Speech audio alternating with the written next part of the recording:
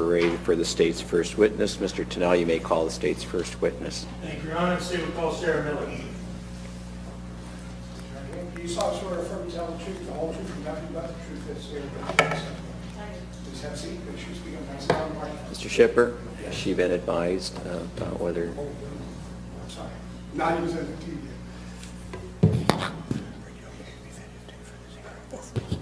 Okay, thank you. Sorry.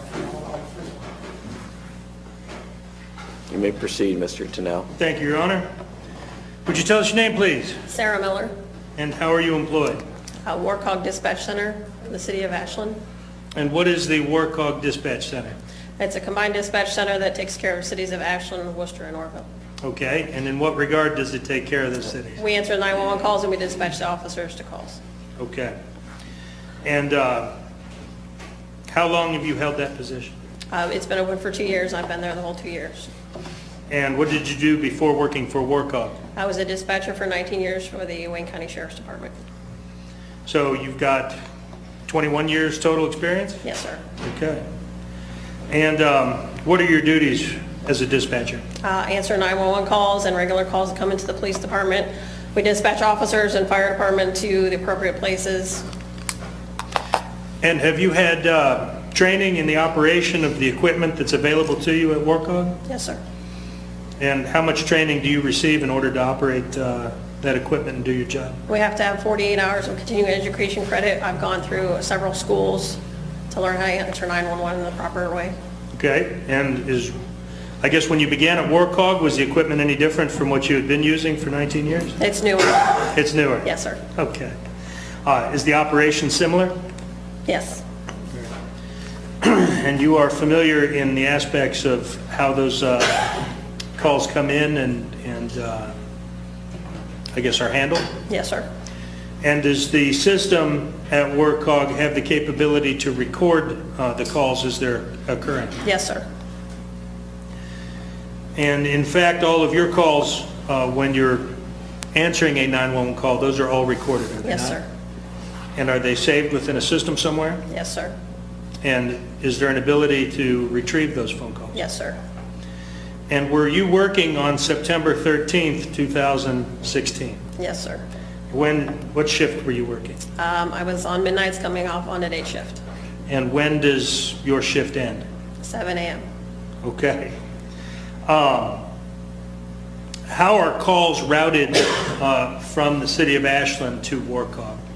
Right now, the 911 calls go through the county and they are transferred to us. However, we're working on the capability of receiving them directly from the cell phone or the caller to the Warcog Dispatch Center. Okay. And then once they're transferred from the county, who is on the line? We are the Warcog dispatchers Okay, with whom? with the caller. Okay. So once the call is transferred, it's just you and whoever called? Yes, sir. And so other than being transferred, it's just like calling 911 directly? Yes, sir. All right. And on September 13th, 2016, approximately how long had you been on the job there at Warcog? I was from midnight, 11 p.m. till the call came in. Or I guess how long had Warcog been operational? 2 years, almost 2 years. Now?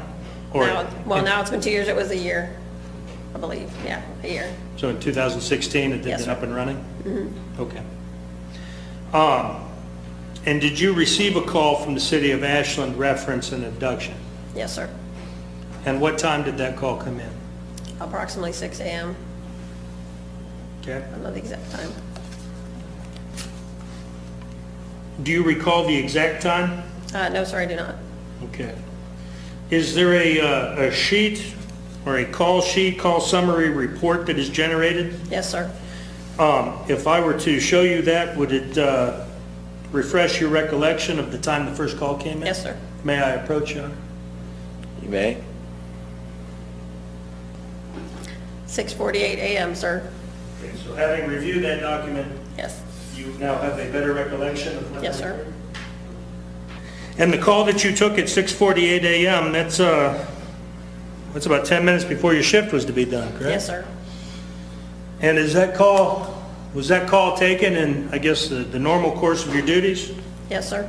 And were you the system that you were utilizing able to record that phone call? Yes, sir. And has that call been, I guess, downloaded, and have you reviewed it? Yes, sir. Show defense counsel states exhibit 1, Your Honor. It's okay. I may approach the witness. You may. Thank you. I'm going to hand you what I marked as states exhibit 1. Do you recognize what that is? Yes, sir. What is it? It is a recording of my 911 call. Okay. Now, just by staring at a CD, you know that's the recording of your 911 call? Yes, sir. It has my initials on it. Okay. Why did you put your initials on? Because it's a copy that I know is correct and will be played accordingly, and it's not been altered. Okay. And is that call an accurate recording of what had transpired beginning at 6:48 a.m. on September 13th, Yes, sir. 2016?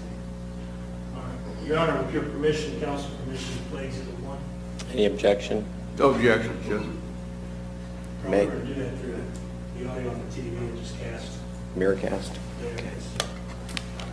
In a second. Just with the court's permission, I will just play it off of here. Any objection, counsel? Wait, what? Any objection to him? No, playing? no. It's a digital file, correct? Yes, sir.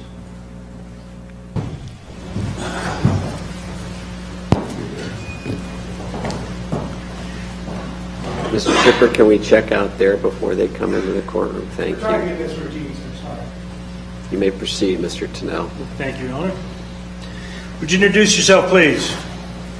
My name's Jim Cox. I'm a sergeant with the Ashland Police Division.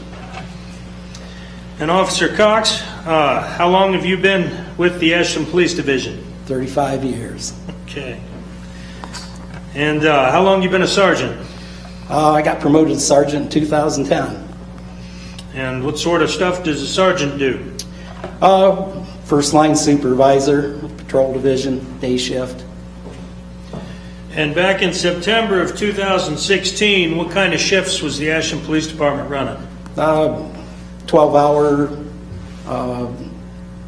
day shift, alternating days off, same as it is now. Okay, and when did day shift run? From when to when? 6 a.m. to 6 p.m. Okay. And drawing your attention back to September 13th of 2016, do you remember that morning? Yes, I do. Were you dispatched to an area of the city called Covert Court? Yes, we were. Where is Covert Court? Covert Court is north of Main Street. It runs between 3rd Street and 4th Street, and it's a small side street that's kind of adjacent to the pump house facility there. And do you recall what the address was that you were sent to? We were originally sent just to the area of the 4th Street laundromat. Okay, and I guess what is near the 4th Street laundromat? There are 2 vacant, or supposedly vacant houses across the street. And are they similar in nature? They're very similar in nature. They look a lot alike. Okay. And is there anything within the immediate area of these 2 houses with the exception of the laundromat? Not real close, no. Okay. And why were you sent to the area of Covert Court on the morning of September 13th? We were dispatched there for a kidnapping, abduction complaint. And what was your understanding as you arrived in the area? When I arrived in the area, from the information that we got from dispatch, there was a female that was being held captive in one of the 2 houses across the street from the laundromat. And about what time would you say you arrived in the area of these houses by the laundromat? The call came out at 6:48. I'm guessing it took me maybe 5 minutes to get there. Okay. And did you respond alone? No, I did not. Who else responded with you? Lieutenant Schreffler and Officer Dorsey also responded. Okay. And what agencies do they work for? They work for my agency, the Ashland Police Division. All right. And what happened when you arrived in the area of these houses on Covert Court? We all met near the two homes. We weren't sure which one of the two houses that the victim of the abduction was in. We started walking around the houses, kind of trying to figure out what her exact location was. Now, had you arrived in a fashion that they refer to as lights and sirens?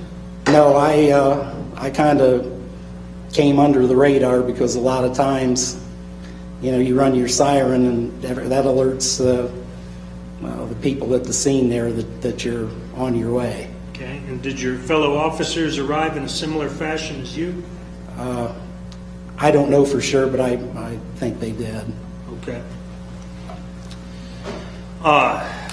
So let's say you would have been on scene initially around, 7 a.m., give or Yes. take? Yeah.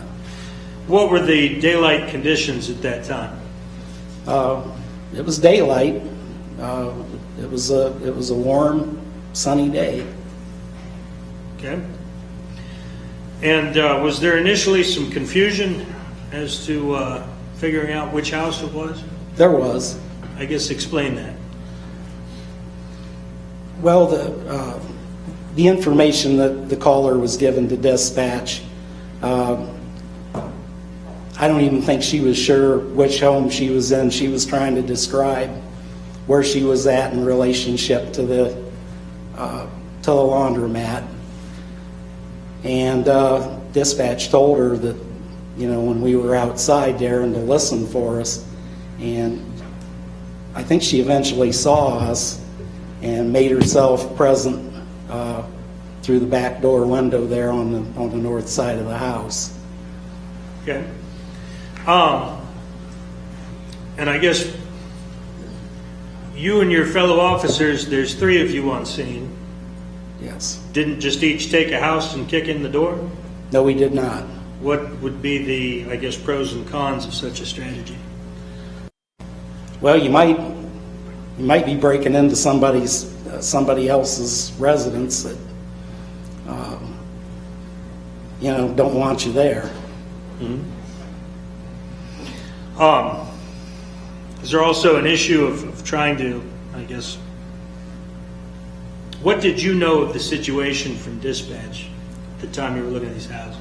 Well, I knew it was a kidnapping complaint with a female being held captive by a male subject.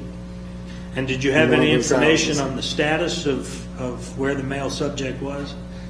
We did. He was supposedly asleep in a bedroom, Okay. and she was tied up, and she escaped from her ties and got a hold of his cell phone and made the 911 call. Okay. And that's all information you had there at the Yes. scene before ever making entry in the house? Yes. Okay. Be a good idea to wake him up on it prematurely? Wouldn't have been a good idea to wake him up prematurely. Did you, you and your fellow officers eventually did see her in the house? Yes, we did. Who saw her initially? I think Lieutenant Treffler saw her first.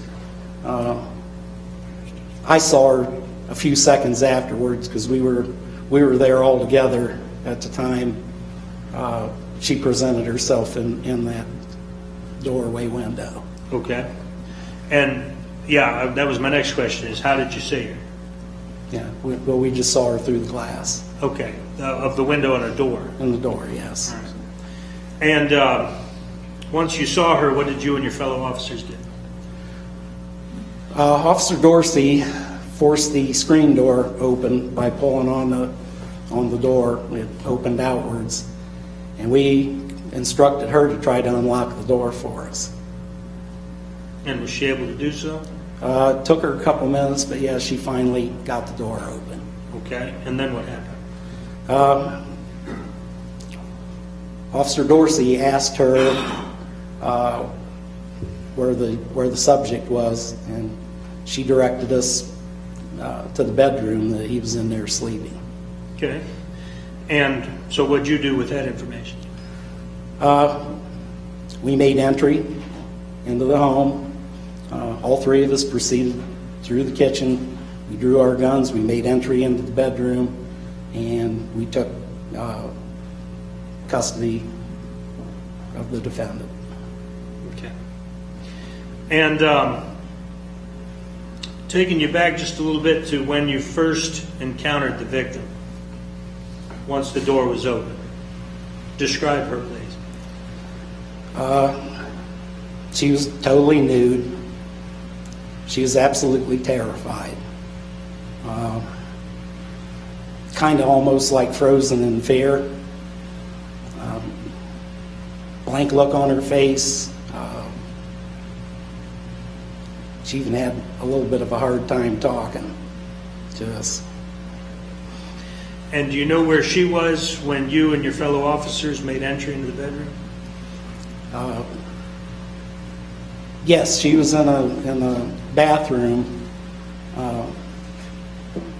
Off that back door, there's a mud porch. Directly behind that, there's a bathroom with a sink, toilet, and shower. I didn't want to leave her standing outside naked, so I instructed her to come back inside and to stay inside that bathroom. And I basically told her, if anything goes wrong with the apprehension here, you can run out of here. And to your knowledge, did she then stay in the bathroom? Yes, she did. She stayed in there. Okay. And then at some point, was she released from the house? Yes. By whom and where did she go? After we removed the defendant from the home and secured him in a patrol vehicle, Lieutenant Schruffler and I had her go find some of her clothing that was there, and we got her dressed, and I secured her walked her out and secured her in Lieutenant Schruffler's car. Do you recall where her clothing was? I don't. Okay. I wasn't with her when she found him. And then she went out to Lieutenant Schruffler's car. Correct. All right. Runner, who's up and running? Photos? We can give it a shot. Photos might work better.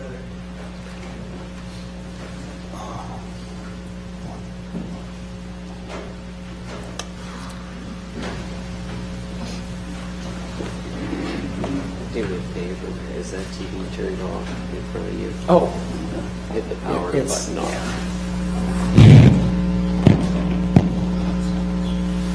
Are you using the Miracast again, Mr. Tennell? We'll give it a shot. Okay. I think first though. That's- Okay. Sure.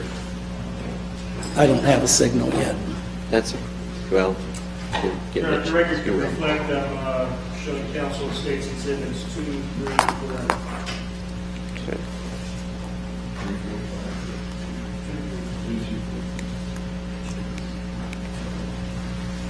If I may approach the witness. You may. To show you what we marked as states exhibit 2. You familiar with what that photograph depicts? Yeah, those are the picture of the two houses at 363 and 365 Covert Court. Or if I may publish it. Any objection? No objection. You may. Or at least try to. All right, what are we seeing there in States Exhibit 2, please? That is a front view from Covert Court of the two houses.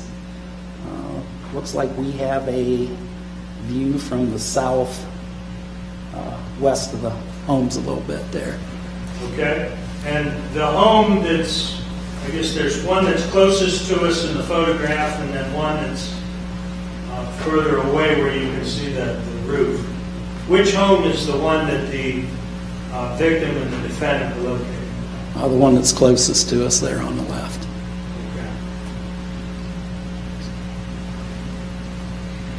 And did you or your fellow officers, to your knowledge, attempt the front door on that residence that everyone was located in?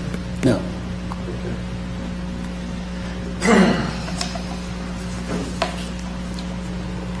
I'm going to show you what we've marked as State's Exhibit 3. Do you recognize what that photo depicts? Yeah, that photo depicts the back door on the north side of the house where we met the victim. And the screen door there is the one that Officer Dorsey managed to open. Drawing your attention then back to State's Exhibit 2. Where is the door depicted in State's Exhibit 3 in relation to these houses in State's Exhibit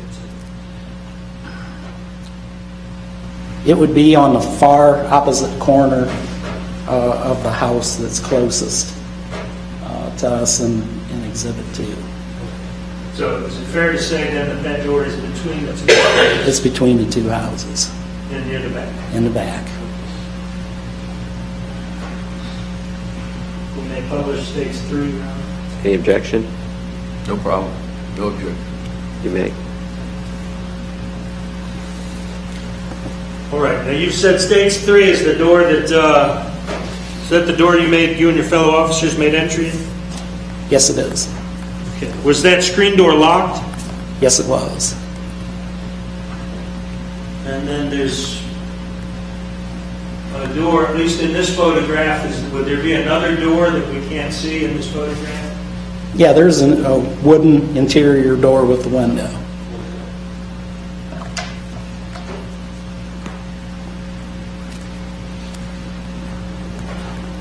Show you State's Exhibit 4.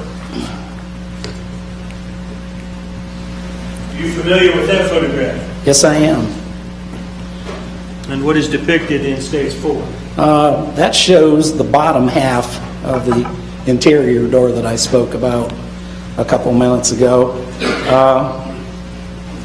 And inside that door there's the porch or mudroom, however you want to define it. And behind that, where the other wooden door is, that's the bathroom that I spoke about where I had the victim position herself when we made entry. At this point, with reference State's Exhibits 2, 3, and 4, do they all fairly and accurately represent the scene as you recall it on the morning of September 13th? Yes, they do. If I may publish Stage 4, Your Honor. Any objection? No objection, Judge. You may. Thank you. All right. So looking into Stage 4 there, that goes through the door? Yes. Okay, and then which way do you, staring at the picture as we're looking at it now on the screen, do you go right or left into the interior? We go left to get into the interior. Okay.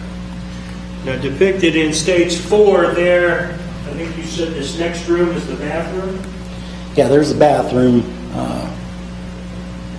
Almost in dead center of that photograph, there's an object on the floor of the bathroom just inside the door. Do you see what I'm referencing? Yes, I do. What is that? That's phone. Okay. And it was laying there when you guys made entry? Or do you know when it got there? Maybe I don't know whether the victim dropped it there when we made entry or after we made entry, but when we came back through there, the phone was there. Okay. Now, when you made contact with the victim, was it right there? In this area depicted in Stage 4? Right inside this doorway. And how was she dressed? She wasn't. She didn't have any clothes on at all. Did you see, in your interaction with her at that time, any injury? She had a small cut above the right side of her lip. And where is it? Is the area that you asked her to stay while you and your fellow officers entered the rest of the house, is that depicted in State's Exhibit 4? Yes, it is. Where within the photograph did you have it go? It would be in that back room, that back bathroom, behind that wooden door. Okay. And then if you make a left into the rest of the house, So we're looking at State's Exhibit 4. What room do you enter? You go into a kitchen. Okay, and then is there another room off the kitchen? Yeah, there's a door to the right that leads into a bedroom where we found the defendant. I'll show you what we marked as State's Exhibit 5.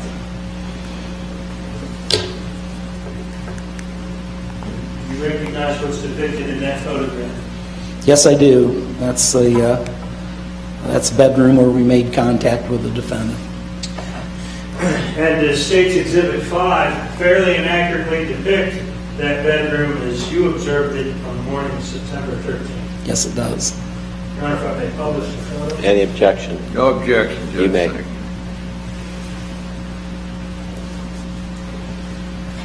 So where did you find the defendant? Is that depicted in State's 5? Yeah, he was on the bed. He was underneath that brown blanket.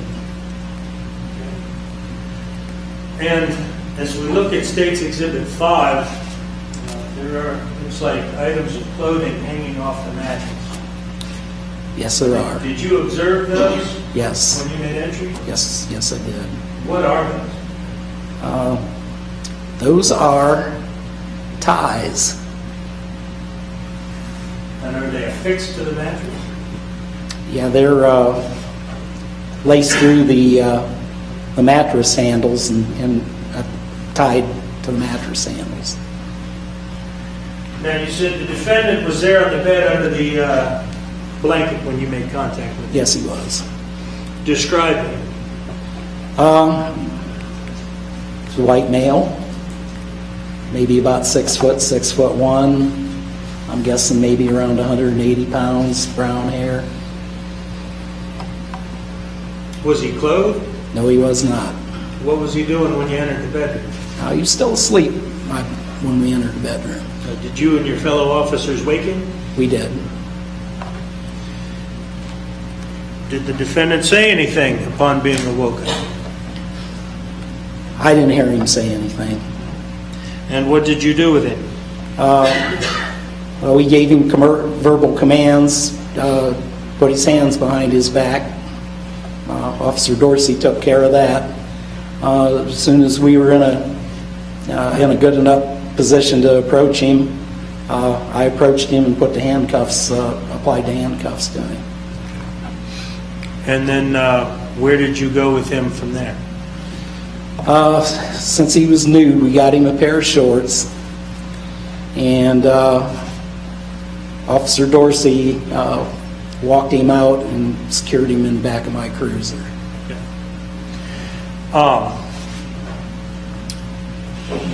Where did you find the pair of shorts to put on him? They're on the floor in the bedroom. Okay. And once the defendant was secured within your vehicle, did you or any of your fellow officers read him what are commonly referred to as his Miranda rights? Yes, Officer Dorsey gave him his Miranda warnings immediately after handcuffing him there in the bedroom. There in the bedroom? Yes. Was that done in your presence? Yes, it was. And you witnessed Officer Dorsey do that? I did. And you've heard officers read Miranda rights in your 35 years of experience? Yes. Okay. Did it appear the defendant understood what was being said to him? It appeared that he did. Okay. Prior to being read his Miranda rights, was he apparently understanding the commands of you and your fellow officers? Yeah, he definitely understood. He did everything we asked him to do. Okay. And that was all even before he was read his rights? Yes. I guess outside of this picture, what was the general look of the bedroom? Well, it looked like, after going through the entire house, looked like that was the main area where he was staying or living. It was the most heavily furnished. Looked like he had a lot of his clothing and his belongings there. There was a refrigerator in that room. There was a television in the room. And I guess before we move on from the bedroom, did the defendant provide his name to you or officers at the scene? We got his name over dispatch. I don't think he told us what his name was while we were with him in there. Okay. But you've indicated the defendant was the one on the bed. I guess, do you see the gentleman that you found on the bed that morning? Here in the courtroom? He's here in the courtroom. He's seated at the defendant table in between his attorneys. He's wearing a white shirt and a tie. If the record could reflect the identification of the defendant. Record will so reflect. And just while we're on that vein, what county and state is 363 Covert Court located in? It's in the city of Ashland and in the county of Ashland. And the state? Of Ohio. All right. Now, what does it mean, I guess, did you and your, let me back, strike it. Did you and your fellow officers, after securing the defendant in your car, and I take it the victim was placed in another cruiser? Yes. Did you then walk through the house? Yeah, we had to clear the house to make sure that nobody else was present in the structure, because we intended to secure it and seal it off for a pending search warrant. Okay. Is there an upstairs to this house? There is. And how do you access the upstairs? There is a stairwell near the front door of the house that I think is the only access point to get up to the second floor. Okay. And is it secured in any way by a separate door? There was a separate door there and it was locked. Okay. And were you able to pass through that door? We had to breach the door to get through it. I had to go out to my cruiser and obtain a set of entry tools, and we breached the door and proceeded up to the second floor to clear the second floor. No. When you said the door was locked, was it locked in a traditional fashion, or Yes, was it was. secured in some way? It was locked in a traditional fashion. And describe what was upstairs, if anything. There were a few other bedrooms. In one bedroom there was a sofa bed that had the mattress deployed. I think it had green fabric upholstery on it. There was also a set of soft cloth ties, I guess you'd describe them, attached to the bed frame on that sofa bed. In similar fashion to State's Exhibit 5? Yes. Okay. Did you find anyone upstairs? No, there was not anybody else there. Is there a basement to 363 Covert Court? There is a basement. And did you or your fellow officers make entry into the basement? Yeah, Lieutenant Schruffler and I made entry and cleared the basement. Now, was the basement door secured in some fashion? It was. How so? There was one of the old school slide latches, metal one, on that door that was locked and deployed. The odd thing about that is the little ball handle attachment to slide the lock back and forth had been broken off. Okay. We had Lieutenant Schruffler found a screwdriver in the kitchen, and we had to use the screwdriver to manipulate the latch on the door to get it open to proceed down into the basement. And did you go down in the basement? I did. Describe the basement. Well, as soon as we opened the door, there was an insect infestation of flies and some other insects down there, and it was a pretty ugly, horrific odor that I've learned over time to what we call a dead body odor. Did you see anyone down in the basement? Did not see anyone down in the basement. Did you see the source of this odor? There was a pile of trash right by the stairs,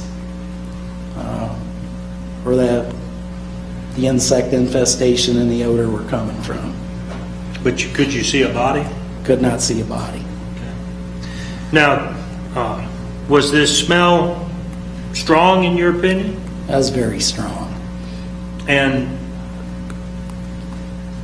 had you detected this smell prior to entering the basement? No, I didn't smell it before we got the basement door open. Was there an odor at all upstairs? No, there wasn't. Okay. On the second floor, I guess I should say. No odor on the second floor. How about that the I first? detected. None on the first. Okay. Not until you opened the door to the basement. Yeah, it hit us when we opened the door.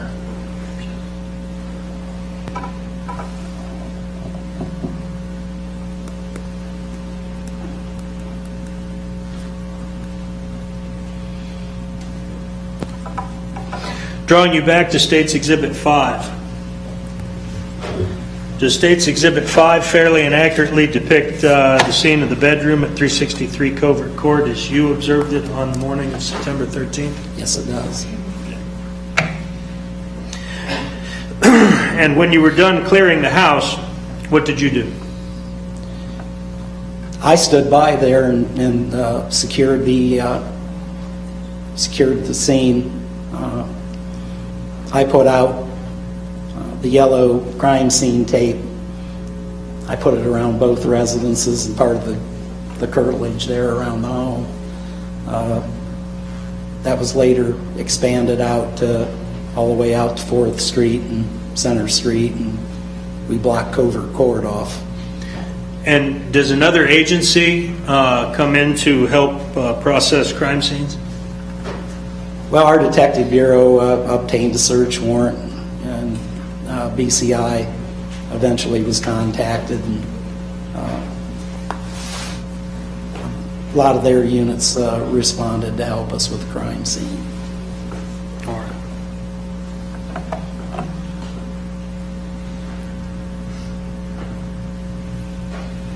Thank you, Sergeant. Nothing further. Here, cross-examine. No questions of this witness, Judge. Thank you. Thank you, Sergeant. You're excused. Thank you, Your Honor. I'm sorry. You, Judge. Do I have the blackout? We'll call it. There we go. Would this be a good time to take a break? It's been an hour and a half. Be a great time. Okay, ladies and gentlemen, we're going to take a short restroom break or afternoon break. Please don't discuss this case with anybody. Don't draw any conclusions or opinions. Don't let anybody discuss this case with you. Please remain compliant.